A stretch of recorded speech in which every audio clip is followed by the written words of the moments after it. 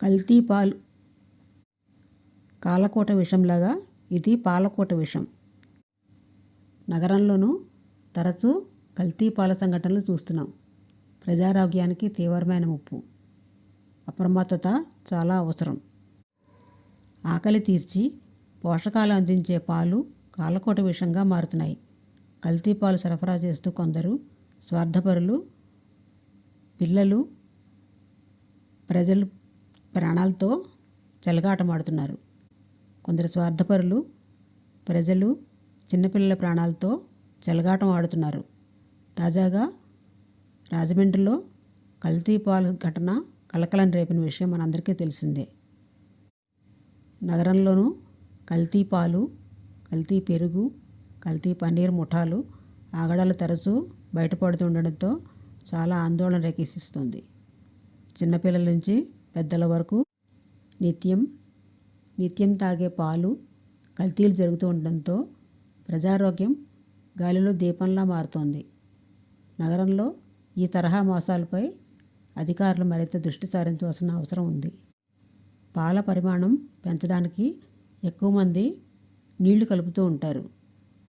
దీనివల్ల పాలలో పోషకాలు తగ్గడమే కాకుండా నీరు కలుషితమైతే పిల్లల ఆరోగ్యానికి హాని చేస్తాయి.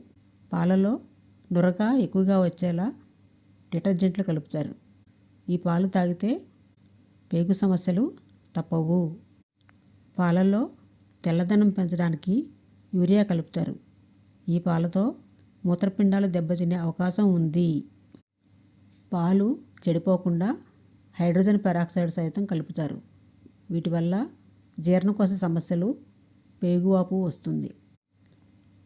పాలను చిక్కదనం పెంచేందుకు స్టార్చ్ పౌడర్ లేదా గంజితో కల్తీ చేస్తూ ఉంటారు. పాలలో ఎక్కువ మొత్తంలో స్టార్చ్ కలిపితే పెద్ద పేగుపై ప్రభావం తప్పదని వైద్యులు చెప్తున్నారు. గతంలో కూడా అనేకసార్లు డైరీలో కల్తీ పెరుగు, కల్తీ పన్నీరు ప్యాకెట్లను భారీ సంఖ్యలో స్వాధీనం చేసుకోవడం మనం చూస్తున్నాం. అలాగే పాలు తయారు చేసే యూనిట్లలో 110 లీటర్ల కల్తీ పాలు స్వాధీనం చేసుకున్నారని కూడా విన్నాం.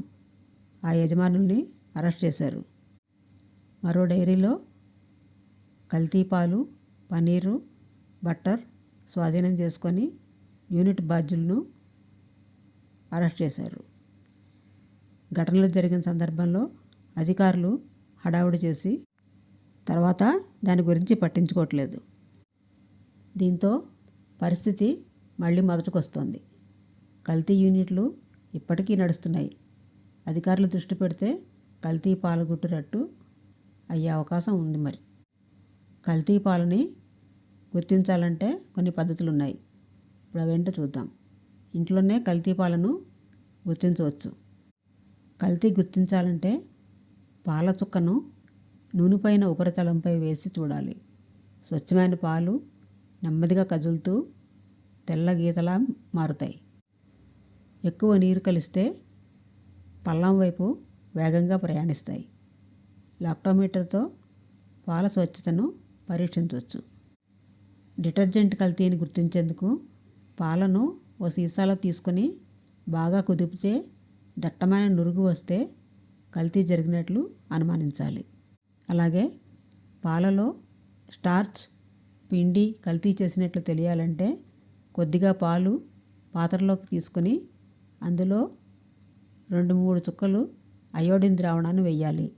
పాలు నీలం రంగులోకి మారితే గంజి కలిసినట్టు భావించాలి.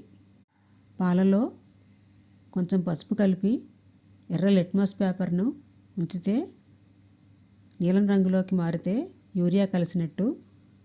పాలు వేడి చేసే సమయంలో ఆవిరిలో స్ఫటికాల లాంటి రేణువులు కనిపిస్తే యూరియా ఉన్నట్లు అనుమానించాలి. ఈ విధంగా పాలు కల్తీ జరిగాయా లేదా అన్నది మనం ఇంట్లోనే తెలుసుకోవచ్చు.